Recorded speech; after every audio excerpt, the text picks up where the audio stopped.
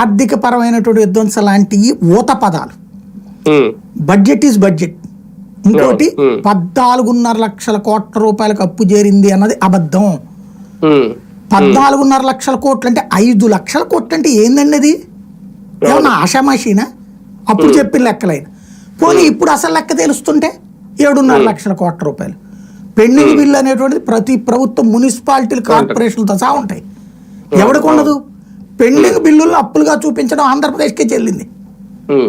ఈ లెక్కనైతే కేంద్ర ప్రభుత్వంలో ఉంచిన ఎట్ట ఎక్క కట్టాలా, తెలంగాణ వాళ్ళు ఎట్ట కట్టాలా, కర్ణాటక ఎట్ట కట్టాలి?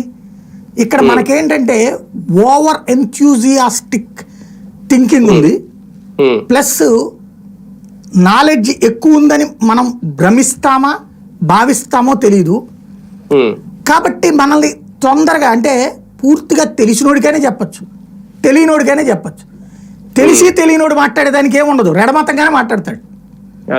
రెడమతంగా మాట్లాడేవాడి కోసం ఈ టాపిక్స్ ఇవ్వడం. రెడమతం మాట్లాడేవాడికి ఏంట్రా మీ ఇంట్లో గొడవ పడుతున్నావు అంటే ఏంటి, అనవసరంగా వాళ్ళ మీదకి వీళ్ళ మీదకి వెళ్తున్నావంట అంటే గనక అడవును తప్పు ఏంది, నా ఇంట్లో నా ఇష్టం అంటాడు.